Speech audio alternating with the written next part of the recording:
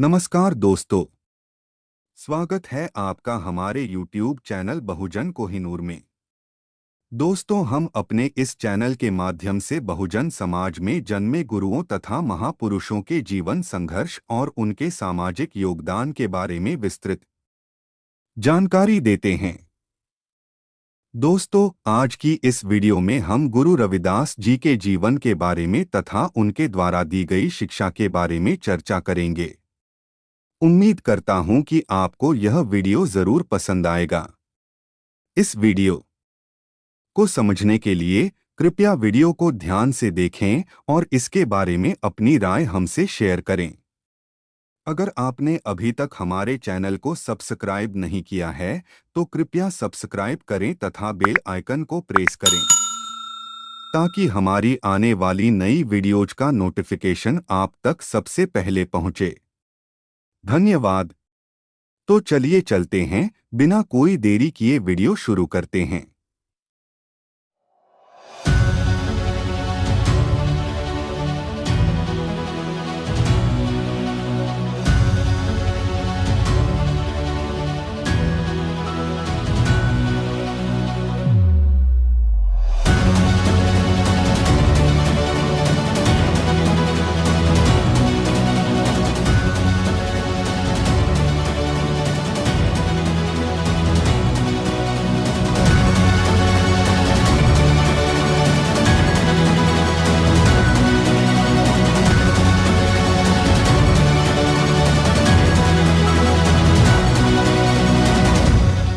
दोस्तों, आज की इस वीडियो में हम बात करने वाले हैं बहुजन समाज में जन्मे महान संत गुरु रविदास जी के बारे में, जिन्होंने समाज में व्याप्त कुरीतियों और भेदभाव को दूर करने का प्रयास किया तथा समानता और ज्ञान को बढ़ावा देने के लिए हमेशा असमानता और भेदभाव की विचारधारा वाले लोगों से संघर्ष करते रहे। संत शिरोमणि कवि रविदास का जन्म माघ पूर्णिमा को 1376 ईस्वी को उत्तर प्रदेश के वाराणसी शहर के गोवर्धनपुर गांव में हुआ था। उनकी माता का नाम कर्मा देवी कलसा तथा पिता का नाम संतोखदास रघु था। उनके दादा का नाम श्री कालूराम जी, दादी का नाम श्रीमती लखपति जी, पत्नी का नाम श्रीमती लोना जी और पुत्र का नाम श्री विजय दास जी है। रविदास जी चर्मकार कुल से होने के कारण वे जूते बनाते थे। ऐसा करने में उन्हें बहुत खुशी मिलती थी और वे पूरी लगन तथा परिश्रम से अपना कार्य करते थे। रविदास जी को पंजाब में रविदास कहा जाता है। वहीं उत्तर प्रदेश, मध्य प्रदेश और राजस्थान में उन्हें रैदास के नाम से जाना जाता है। गुजरात और महाराष्ट्र के लोग रोहिदास और बंगाल के लोग उन्हें रुइदास कहते हैं। कई पुरानी पांडुलिपियों में उन्हें रायादास, रेदास, रेमदास और रौदास के नाम से भी जाना गया है। कहते हैं कि माघ मास की पूर्णिमा को जब रविदास जी ने जन्म लिया, वह रविवार का दिन था, जिसके कारण इनका नाम रविदास रखा गया। उनका जन्म माघ माह की पूर्णिमा को हुआ था। उनका जन्म ऐसे समय में हुआ था जब उत्तर भारत के कुछ क्षेत्रों में मुगलों का शासन था। चारों ओर अत्याचार, गरीबी, भ्रष्टाचार व अशिक्षा का बोलबाला था। उस समय मुस्लिम शासकों द्वारा प्रयास किया जाता था कि अधिकांश हिंदुओं को मुस्लिम बनाया जाए। संत रविदास की ख्याति लगातार बढ़ रही थी, जिसके चलते उनके लाखों भक्त थे, जिनमें हर जाति के लोग शामिल थे। यह सब देखकर एक परिद्ध मुस्लिम सदना पीर उनको मुसलमान बनाने आया था। उसका सोचना था कि यदि रविदास मुसलमान बन जाते हैं तो उनके लाखों भक्त भी मुस्लिम हो जाएंगे। ऐसा सोचकर उन पर हर प्रकार से दबाव बनाया गया था, लेकिन संत रविदास तो संत थे। उन्हें किसी हिंदू या मुस्लिम से नहीं, केवल मानवता से मतलब था। संत रविदास ने हमेशा जातिवाद को त्याग कर प्रेम से रहने की शिक्षा दी। संत रविदास को कभी भी धन और माया का मोह नहीं रहा। उस समय जहां एक तरफ वर्ण व्यवस्था में विश्वास रखने वाले संत, जहां पूजिए विप्र सकल गुणहीना, शूद्र न पूजिए ज्ञान गुण प्रवीणा जैसे दोहे लिखकर समाज में भेदभाव और ऊंच नीच को बढ़ावा दे रहे थे, वहीं गुरु रविदास जी ब्राह्मण मत पूजिए जो होवे गुणहीन, पूजिए चरण चंडाल के जो होने गुण प्रवीण जैसे दोहे लिखकर समाज में समानता और ज्ञान को बढ़ावा देने का प्रयास कर रहे थे।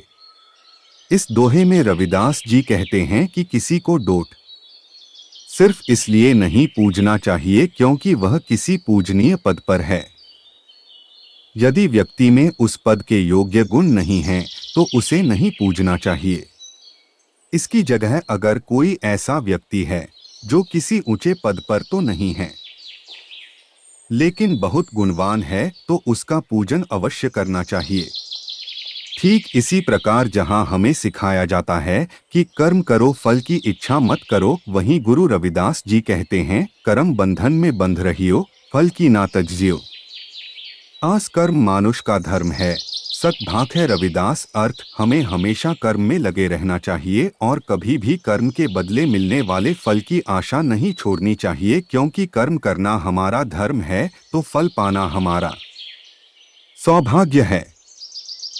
चलिए आगे उनके द्वारा लिखे गए कुछ दोहों से समाज को दिए गए संदेश को समझते हैं। मन ही पूजा मन ही धूप, मन ही सेऊ सहज स्वरूप।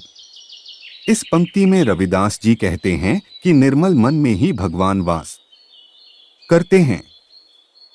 अगर आपके मन में किसी के प्रति बैर भाव नहीं है, कोई लालच या द्वेष नहीं है, तो आपका मन ही भगवान का मंदिर, दीपक और धूप है। ऐसे पवित्र विचारों वाले मन में प्रभु सदैव निवास करते हैं। रविदास जन्म के कारणे होत न को नीच न कर कून नीच करी डारी है, ओछे कर्म की कीच। इस दोहे में रविदास जी कहते हैं कि कोई भी व्यक्ति किसी जाति में जन्म के कारण नीचा या छोटा नहीं होता है। किसी व्यक्ति को निम्न उसके कर्म बनाते हैं, इसलिए हमें सदैव अपने कर्मों पर ध्यान देना चाहिए। हमारे कर्म सदैव ऊंचे होने चाहिए। मन चंगा तो कठौती में गंगा, इस कहावत के जरिए एक बार फिर रविदास जी मन की पवित्रता पर जोर देते हैं। रविदास कहते हैं जिस व्यक्ति का मन पवित्र होता है, उसके बुलाने पर मां गंगा एक कठौती में भी आ जाती हैं।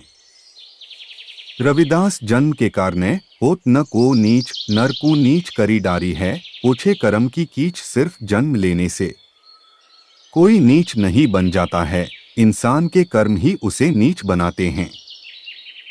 गुरु रविदास जी द्वारा जीवन संघर्ष और समाज सेवा के क्षेत्र में योगदान, उन्होंने समाज को जागरूक करने के लिए भारतीय समाज को दलित बहुजन वर्गों के अधिकारों के बारे में जागरूक किया और उनके लिए लड़ा।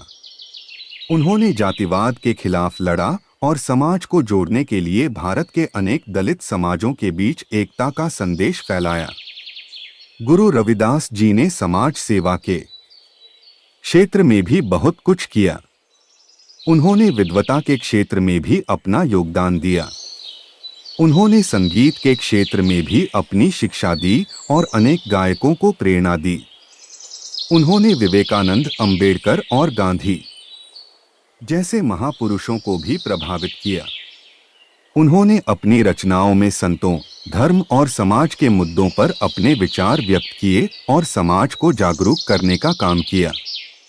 समाज में गुरु रविदास के बारे में कुछ लोगों ने उन्हें केवल धार्मिक एजेंडा से जोड़कर रखा। वह गुरु रविदास जी द्वारा दिए गए संदेश को ठीक प्रकार लोगों तक नहीं पहुंचाते हैं। अतः हमें उन्हें गहरे से पढ़ना होगा। गुरु रविदास जी के बारे में और अधिक जानकारी प्राप्त करने के लिए विख्यात भाषाविद और इतिहासकार डॉक्टर राजेंद्र प्रसाद सिंह द्वारा लिखित पुस्तक छिपाए रविदास बाहर आए को आप वीडियो के डिस्क्रिप्शन में दिए गए लिंक से ऑनलाइन मंगाकर पढ़ सकते हैं। दोस्तों, वीडियो पसंद आई हो तो लाइक करें तथा हमारे चैनल को सब्सक्राइब कर हमें सपोर्ट करें। और आप किस जिले से इस वीडियो को देख रहे हैं, कमेंट में अपने जिले का नाम जरूर लिखें ताकि हमें पता चल सके कि हमारी वीडियो कहां तक पहुंच रही है। तथा आप अगली वीडियो किस महापुरुष के ऊपर चाहते हैं उसका नाम लिखें। धन्यवाद।